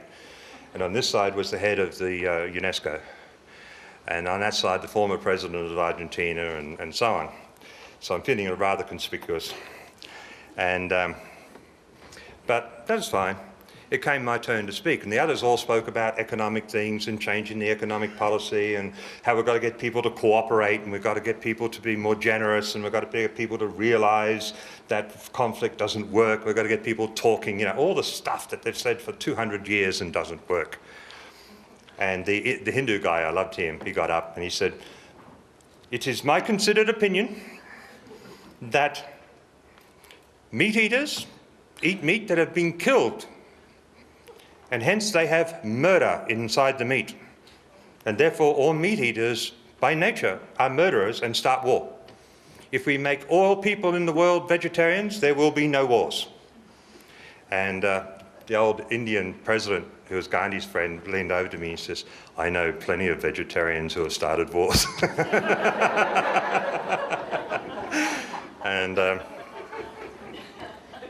anyway, my turn come. I had 45 minutes and I gave up, and essentially I gave the speech I just gave to you, right? And I proposed that we've got to start treating the people at the core level, because the reason for this conflict in the war is a conflict inside everybody. And it's just an outward expression of an inner conflict in everybody, every single one of us. It's stronger in some people, in deprived peoples, because they're deprived, there's more anger in them, but it's in every one of us. And we've got to start there, at the grassroots.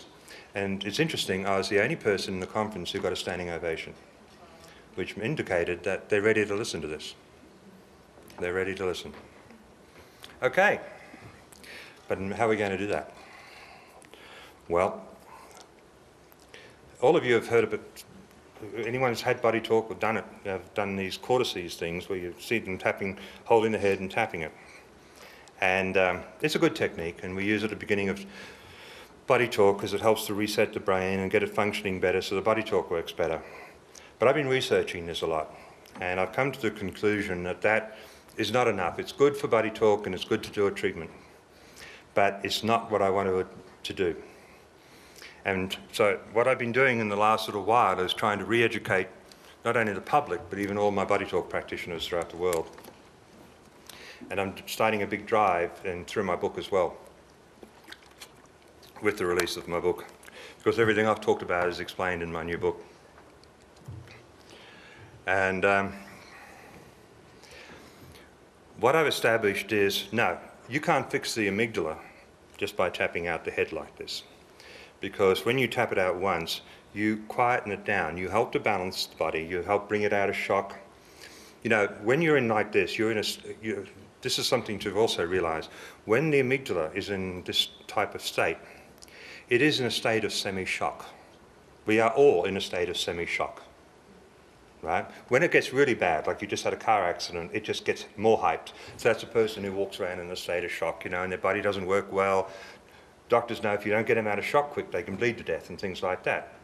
Well, we know when we do the cortices, people come out of shock immediately. Immediately.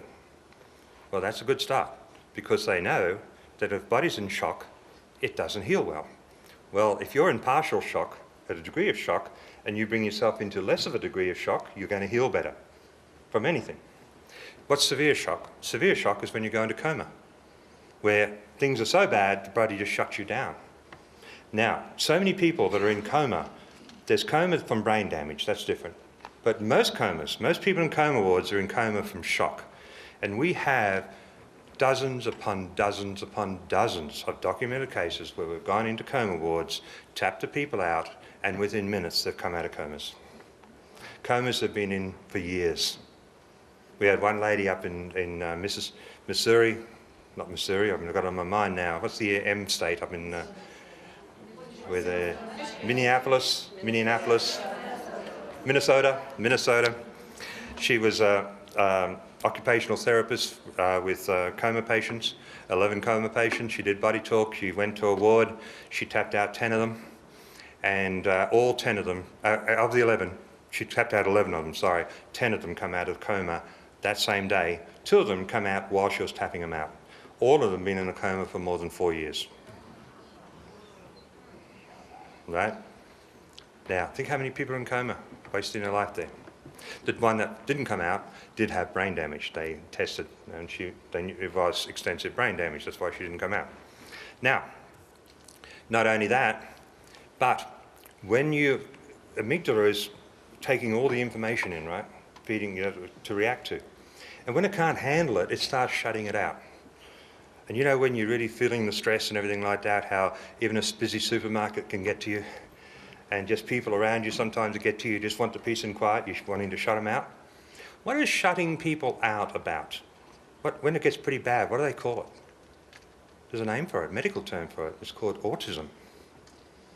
You know there are 80 levels of autism? Did you know every one of you are in the lower levels of autism? Because if your amygdala is uptight, you're autistic. That's why you want to shut people out. It's just that when you get really bad, they'll give you a label and they'll call you autistic. It's just a degree of autism. That's all it is, and that's why when we use cortices on autistic kids, my wife has a therapy dog, and she takes the therapy dog to autistic kids. The therapy dog does wonders with the kids, but my wife also taps out their cortices. And the teacher's saying, how come that dog does magic? The kids have just improved so much. They're talking when they couldn't talk. They're wanting to hug when they never hugged before. And they're doing all these different magical things just because your dog's in the room. Well, Esther has now broken the news that she's cheating a bit and using something else other than the dog. Mind you, the dog does a great deal too.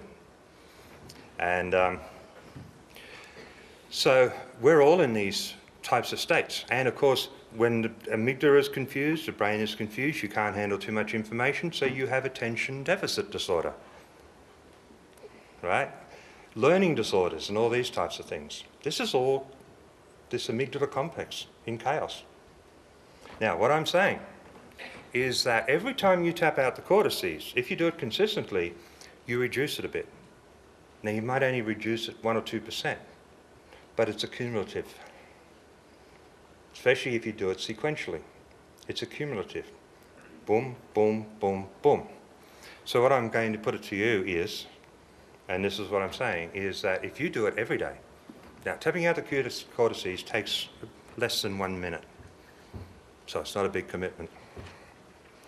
But if you do it every day, then within 3 months, you can be looking at reaching a state where you may actually have your amygdala resetting to 0 and actually getting a fresh start.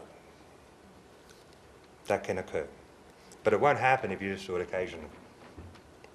It's got to be done regularly.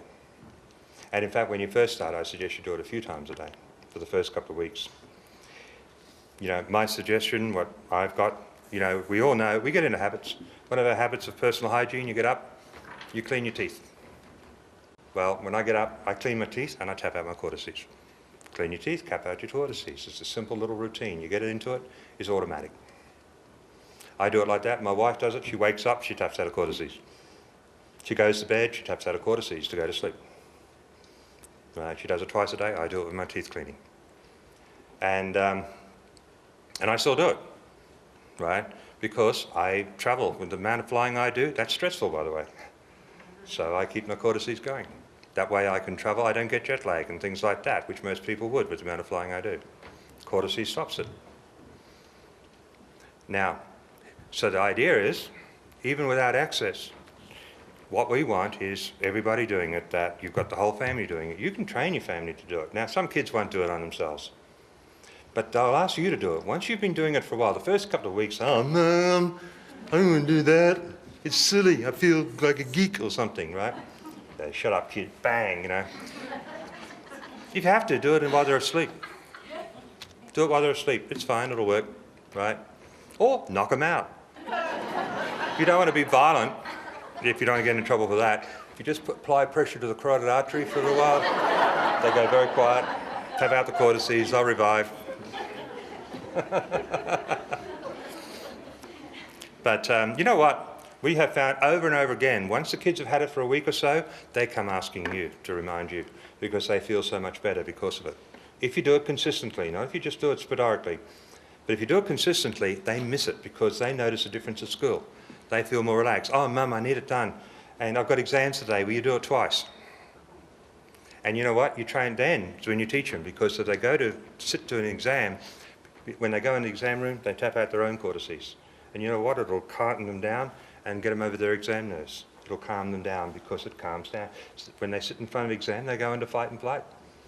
The amygdala goes active because they haven't learnt the work. They can't run, they can't fight, so they go to shutdown mode. So get them out of the shutdown mode, at least give them a chance to learn, do well. Right, so we can use it. Any time there's a crisis. Something happens during the day, an injury or something, you do the cortices because you've already, any injury, you kick your toe and it's throbbing, you partially go into shock. You do your cortices, you come out of shock, immediately the pain subsides and immediately the healing starts improving at accelerated rate. It is a critical thing.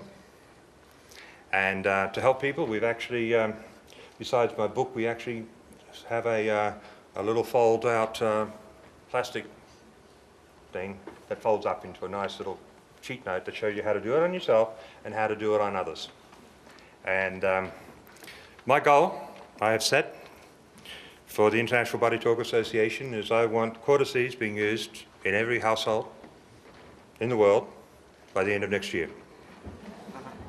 Now, we may not achieve that, but you know what? If we achieve 1% of the world, we'll have reached what we call the 100th monkey principle, and it'll make a difference, a big difference in global conflict. Okay? And you know what? In a town like Missoula, when you've already got a good presence, you don't need many people. For 1%, how many people do you need doing it regularly in here? 600, 700 people? Probably about 700 to 1,000 people. That's not a big target. You get that. It's like in TM. When you get if you get 1% of people in a community doing meditation every day, crime rate, they've actually done this and demonstrated, the next year crime rate drops at least 30%. Right? Injuries, accidents drop, you know, the stress levels drop. I'll guarantee you the same thing occurs with cortices. You'll make a difference to your community. Huge difference to your community. And get used to doing it outside so people will come up, what are you doing? I see people doing it all the time. Oh, cortices, you're not doing it? Oh my God, I didn't know there was anybody not doing it in Missoula. I thought it was the law. Angie's Law. Do it on every bear you see. From a distance. Visualize doing it on their head. All right.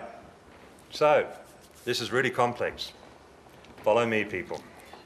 Take one hand and put it at the back of your head so that you've got your thumb on the fleshy part of your neck. So the thumb is on the fleshy part of your neck and the rest of your hand's on the bottom of your skull.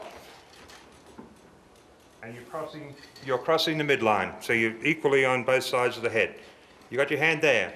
Now you're going to just lightly tap your head with your fingers spread so you're tapping either side, so you're tapping both cortices. Just lightly tapping. So now you're going to tap your sternum because that actually there's a reason for that. It helps to make it work stronger by using the energy of the heart electromagnetic field. And then just come back here, just do it a couple of times. Now, you'll notice at this stage, this hand is right at the hairline.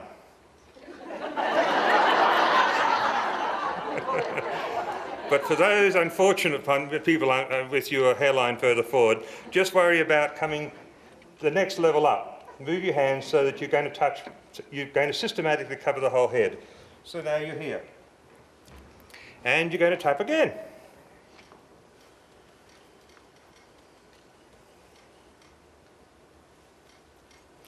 Now we're just going to go that we're on the next level. So we're just systematically covering the head, you see. And we're going to tap. We can tap there or we can tap here, doesn't matter. Just tapping the head, but make sure you've got fingers that are tapping both sides. Then come forward so you're getting the forehead. And tapping again. Just back and forward a couple of times. Now we haven't quite covered the whole head, have we? We've done this whole band right down the centre, but we haven't done the sides. So now we're going to do the sides. By putting our hands like that, now we're going to tap our head and our chest. We can't do it with our hands, so we're going to use our tongues. Now, if your tongues aren't long enough, you can use your feet. If your feet aren't long enough, you can let go of one hand and tap, tap. Put your hand back for a second, re-establish the contact, let go again, tap and tap. And put your hand back. Put your hands down, and you have done the cortices. And what you've done is you have started the balancing of the hemispheres, the balancing of the limbic system, and the balancing and resetting of the amygdala system, which is going to help the whole limbic brain, the immune system, and of course that whole fight-flight mechanism and the whole functioning of the brain. And if you keep doing it on a regular basis, so it's accumulative, you will notice significant changes within a week and dramatic changes within 3 to 5 months, depending on your general health. Dramatic changes in the way you live your life. Now, obviously, if you've got very significant health problems or very stubborn health problems, other BodyTalk is very, very useful. And for example, learning the Access program, if you're not interested in being a practitioner, but you are interested in self-help, I suggest you learn the Access program, which is only a one-day commitment, or 2 nights sometimes they do it. And in one day, and I think it's, what is it, $120 here, or about $100, or? Hey? 95, okay. $95. You actually learn the tools to be able to look after you and your family and friends, you know, as self-help for most of the simple things that come up. First aid, sprains and contusions, simple bacterial and viruses and things like that. It includes the cortices, of course, but you do other things, the hydration and so on. And that, of course, is great. But other than that, if you're interested in healthcare in general, and you're very interested in healthcare, then I suggest that there's the modules to do, which you would start doing by doing modules 1 and 2. Now, you're lucky, because in Missoula, you know, many cities in the world don't even have an instructor. You've got to wait for people to come. You have 2 resident instructors here. You are very well serviced. And they can then you can do the basic programs, and then because this is well serviced and because there's enthusiasm like this, you can get advanced instructors coming in. And it's just a matter of then the advanced ones cover areas whatever you're interested in. And you can do those as a layperson, although once you get into the very advanced work in BodyTalk, knowledge of anatomy and physiology and everything would be, you know, advised. But I think by the time you get to that level, you will have probably enrolled and done some studies in that anyway, because you'll want to. But because it can be a career. You know, BodyTalk is a fabulous career. And we have many thousands of practitioners in full-time practice all over the world. Many of them already were practitioners, licensed practitioners, and many were lay people who have developed themselves and maybe gone and got their, say, a licensed massage therapy so they get more credibility with the government and are practicing BodyTalk and have waiting list practices, you know, doing extremely well and really enjoying it, because the one thing I would point out is the nature of the BodyTalk is that because we are working in a very simple way and we are simply balancing energy circuits, we cannot do harm. And we have never seen a counterindication for BodyTalk. There are nothing we can do that is harmful. There are no techniques that can cause any harm, and there are no contraindications to it. So it is absolutely safe, which is very rare to say in healthcare, which is really cool. Now, are there any questions anyone would like to ask? Yes?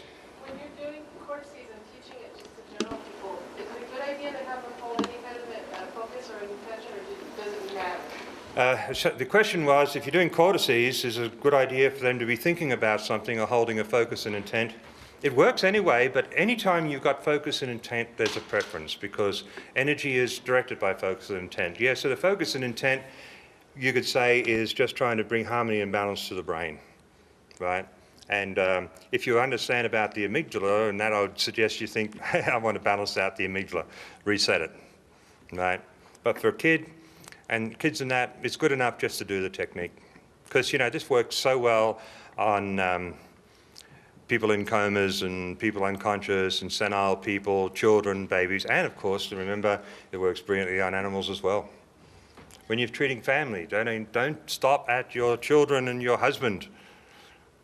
Do your dogs and your cats and your mice. My wife does our cockatiel as well. He loves it. He gets his head up in there, and you only need one position for a cockatiel, of course. Yeah. And for cats, you can do one position. But our big dog, he has two, and we do them regularly. We've got 3 dogs, 3 cats, and a bird, and they were getting them done every day. Now they're done about every second day, and it makes a difference. We've got very vibrant animals, very, very vibrant, very alive, very friendly, very gentle animals. And it really is profound the way you can see it. My wife goes down to the dog park sometimes, and you see very disturbed dogs and very unhappy dogs, and sometimes quite nasty dogs. And she just makes her way out, gets to know the owner, and you know, she's patting them, and then she says, and then starts tapping out their cortices, and you know, you can see the dog just transforms. And next time she goes to the park, they're running up to her, you know, sort of shoving their head at her, because they want it again. They want that courtesy. They feel the benefit of it. Yes.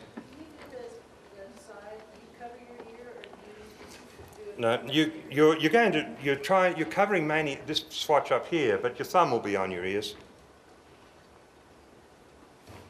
Like that. You're not right down here. You're more up here, but your thumb will be over your ears. Yes. So. My son has a toxic brain injury, and it's the very outer layer of his lack of oxygen, the very outer part of his brain. And what kind of, he's asked me to ask you this, but what kind of help to get other parts of the brain, because it's really a neurotransmitter that's... Yeah, other than advanced BodyTalk, I would suggest at what we call Parama level, which is the highest level of BodyTalk, but there are Parama practitioners here. Cortices on him regularly is going to, the tension that's in him, that's going to ease that a great deal. But I'd be doing the cortices often, each day. And once because his thinking ability is quite good, right? Yeah, it's quite clear. So once it's been done on him several times, he can actually start visualizing his own cortices. And you'll find he can get a loop going of doing the cortices that he will actually be able to calm the system down by doing his own cortices in the visualization process, once you do them quite a few times on him. And that will help him a great deal. But other than that, to any other significant changes, you need to do some of the advanced work where we're looking at trying to get some repair work at a core level of the brain. But I would say at this stage, the new work I'm doing at the moment, I'm getting amazed at what can be done with areas where there's damage to the brain. I've got quite a few cases. We've got an incredible study going with Crofts University and Crofts Hospital in Philadelphia and the Family Hope Center. And Crofts Hospital is the biggest pediatric hospital in the world and one of the most famous. And they're doing work where they're combining the system of very, very intense examination of the brain to establish exactly what's going wrong, that's state of the art, and then designing specific exercise programs and therapy programs, but they're combining it with BodyTalk. And since they've combined it with BodyTalk, their results have been absolutely spectacular. And they're going to do a lot of work with us in the future, but the whole centre has been trained in BodyTalk. And the head of the centre has been trained right to the advanced levels. And the government studies have been done in it because the results are extraordinary. They've had very severe cerebral palsy that after 3 years are actually in normal schools and functioning normally. And what they're actually showing, they're getting repair of the brain so profound that they had 9 children totally blind who after 18 months of therapy are seeing absolutely normally. They've completely regenerated the retinas, right, and optic nerve, and things like that. They've got deaf children completely regenerating the ear and the inner functionings of the ear. And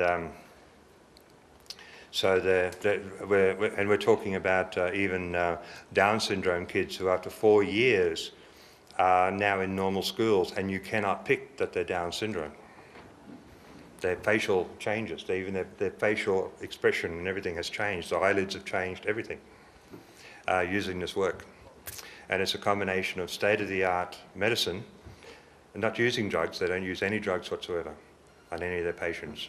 It's a combination of therapy, exercises, but the exercises were very specific for each child, because the things like cross crawl was quite famous, but the fact is many kids with cross crawl will deteriorate with it, and some kids need homolateral crawl, and some kids don't need that at all. They need stimulus with sound or stimulus with light and things like that. And for example, with many autistic kids, it's well known that some autistic kids cannot smell anything, or they're hypersensitive to smell. And in which case, they just do, kids that can't smell, they just give a program every day of 4 hours of introducing them to smell. And as they get them smelling, their autism goes. The amygdala repairs, and combined with BodyTalk. But where before, most of their programs had to run for 8 to 10 hours a day, which was a huge taxing thing on the family, because it's all orientated to the family, extended families doing it, especially when you've got other family. With BodyTalk, they're usually now able to run it in 1.5 to 2 hours a day, because the BodyTalk does the rest, which is huge. And yeah, with using exactly the right ingredients because of the right assessments, which is they've got some brilliant neurologists doing that, and then utilising the BodyTalk, the work is quite miraculous. They just gave a presentation to all our instructors a couple of months ago at our annual general meeting, and they're coming to our members meeting. If some of you are body talkers, don't miss it. They're coming down to the members meeting, and you'll be seeing videos of the progression of these kids. That one kid who was at 3 months old, they'd put aside to die because she was paralysed, could not move, could not see, could not hear, could not make a sound, and was rigid, absolutely rigid. And 18 months later, crawling around, laughing, seeing and hearing. Everyone, you're all in tears, I can assure you. It's absolutely unbelievable, their work. Very, very dedicated group of people. And it's good to see it at a major hospital too. Yeah, great to see. But BodyTalk being openly practiced there. This is the type of advanced work we're doing, and it's really exciting. Yes? Could you say that the BodyTalk sort of relates a lot to the oneness or universal of the whole, global and beyond that, and in the sense that maybe it avoids some kind of separation or specialness. And I just want to say, is there maybe some innate type spiritual stuff that's much more even beyond the body talk? Yeah, there's a whole section of BodyTalk, our breakthrough, and my wife has been a co-founder of the whole system, what we call the IBA system, where we teach BodyTalk, Mindscape, Breakthrough, Free Fall, and her breakthrough work. Some of her books are out there that can be bought. They're on philosophy, Advaita Vedanta, and discuss a great deal around the spiritual values and psychological values and the concept of wholeness and all that. I wouldn't go into that tonight, but yes, there is a great deal that when you get into advanced BodyTalk, we go into that a great deal. My major interest in life, from a personal point of view, has not been healthcare. Believe it or not. My major interest in life has always, right from the word go, I've studied every form of religion and, mainly Eastern religions like yoga and Advaita and Vedanta, but I've studied all the others. I'm an Anglican minister, and I've studied Judaism and Muslim and all the different religions. And quite frankly, philosophy and theology are my key interests in life. So it played a big role in BodyTalk. But not at the early levels, except for the philosophy that yes, the holism of the body, the holographic concept of the body is very much part of what it's about, yes. And innate, whose innate is it? Where does it come from? Now, if you get me in an advanced course now, the course I'm teaching this weekend is very much about that, because what I'm doing is I'm combining philosophy and science. In fact, I'm going to change the name of the course next year. It's going to be the science of consciousness. And I actually use science and mathematics to verify philosophy. And so as I'm teaching that as a course, obviously it's a pretty big role in my work. Yes? I have a client who has severe cerebral palsy, and I've been doing cortices on her. And the first time I did it, the next day her mother said she had some seizures. Mm-hmm. And I suspect, since BodyTalk can do no harm, that that was a good thing. But for her mother, it was scary. Mm-hmm. And I'm wondering if you have some ideas how I could speak to the mother about that. Well, it's a matter of the way you feel. I've had situations when any therapist who's worked with a lot of cerebral palsy will know anytime you interject with cerebral palsy with any form of therapy that is in any way stirring the pot or is constructive, whether it be physical therapy, occupational therapy, kinesiology or whatever, will often precipitate some seizures. And the general thing is, oh, something's happening, that's great. So to me, you know, someone says, oh, the kid had some seizures, oh, fantastic, something's happening. That's just patient handling.